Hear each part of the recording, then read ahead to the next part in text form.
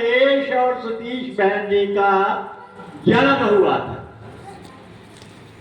दादी झूठ तो नहीं कह रहा। नंगल बेहाला में नरेश बहन जी और सतीश बहन जी का जन्म हुआ था। कौन सा जन्म हुआ था? अध्यात्म प्रभु परम प्रभु के चरणों में ये लोग दोनों बहनें नंगल बिहाला में आई थी। तो उस समय ये दास भी गुरु महाराज जी के शरण में था।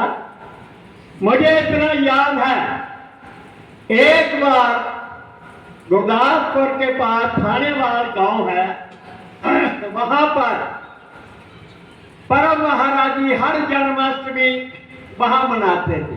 सतीश बहन जी को शायद याद होगा। बादलों का जुम्मवाड़ा आसमान में हुआ था, थोड़ी बारिश हो गई। तकरीबन जन्माष्टमी में बारिश हमारे पंजाब में थोड़ी थोड़ी हो ही जाती है।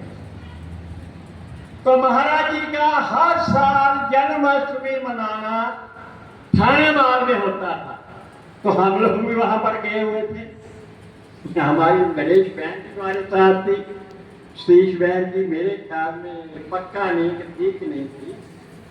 तो वहां पर जो गवैये थे ना, गवैये आप समझते हैं, गवैये गाने बजाने वाले महाराज जी परम महाराज जी जो थे, और बाहर से गाने वालों को पसंद नहीं करते थे। ये बात माया बहन जी को ज्यादा मालूम है, क्योंकि चंडीगढ़ में भी लोग जो बाहर से लोगों को बुलाते हैं, विषय उधर चला जाएगा। मैं यही कहना चाहता हूं कि महाराज जी जो थे, परम महाराज जी थे, वो दूसरे गाने वालों को पसंद नहीं करते थे। वो ज्यादा पसंद उनको करते थे जो उनको बच्चे थे, बच्चियां थी, गाती थी। तो वहां पर के शादी वादी आया तो महाराज बनोट साहब ने जाके परम महाराज जी के चरणों में अरदास किया कि हे मेरे मालिक, कुछ लोग बाहर से आए हुए हैं, तो वो अपना थोड़ी देर के लिए अपना गाना बजाना महाराज जी के जन्माष्टमी में करेंगे। तो उठा आदमी, उसके अंदर इतना अहंकार था, उसने मेरे मालिक को प्रणाम तक नहीं किया।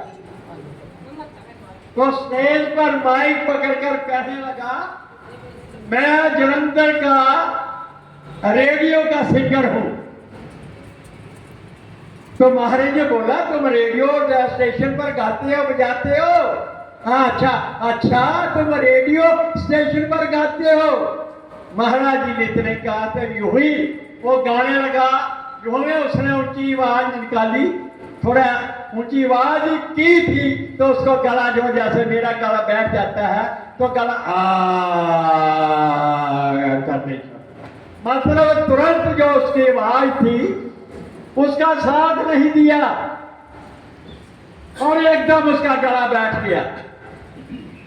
फिर उसने जाके महाराज जी के चरणों में अरदास किया कि महाराज जी, मैंने अभिमान किया था।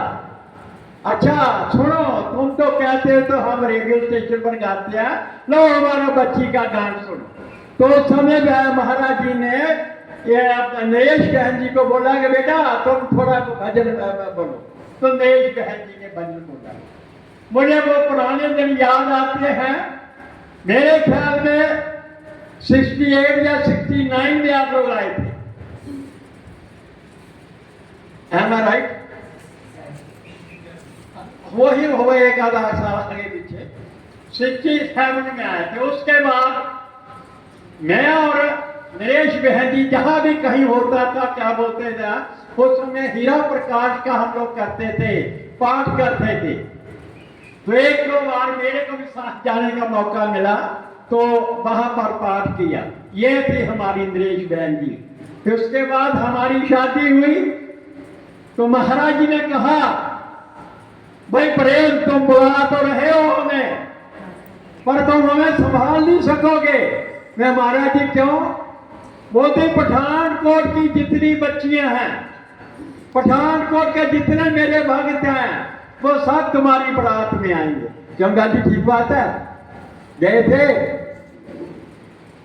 एक आदमी जो पहला बराती था वो आगे था और लास्ट वाला हमारे गांव में था। ये सब बच्चियां सब बहनें उसमें गए थे। तो उसमें इन संगत को, पठानकोट की संगत को इकट्ठे करने का योगदान नरेश बहन जी का और सतीश बहन जी का बहुत ज्यादा रहा है। मैं ज्यादा नहीं कहूंगा, कहने को तो मेरे पास बहन जी के लिए बहुत कुछ है, पर संत लोग आए, हमें संत लोगों को सुनना चाहिए। इससे ज्यादा मैं क्या कहूं। अगर हम लोग अपने सच्चे दिल से नरेश बहन जी को श्रद्धा के सुमन भेंट करने आए हैं, तो आज मैं सबको ये कहूंगा, गुरु महाराज के वैसे तो महाराज जी के चरणों में विराजमान तो है ही, इसमें तो कोई शक नहीं। फिर भी जनता की आवाज जनता की होती है, भक्तों की दिल की आवाज कुछ और होती है। सबसे प्रार्थना करूंगा, 1 मिनट का मौन रख के उस बहन जी को याद करे, उस नंगली सरकार के चरणों में, परम गुरु भगवान के चरणों में अरदास करे, हे मेरे गुरु महाराज, अगर हम आपकी शरण में आप समझते हैं कि आप हमारे बच्चे हैं, तो हमारी प्रार्थना स्वीकार करो। इस बच्ची को, हमारी बहन को अपने चरणों में स्थान दो। 1 मिनट का सब मौन रखकर परम महाराज को याद करेंगे। हरि ओम।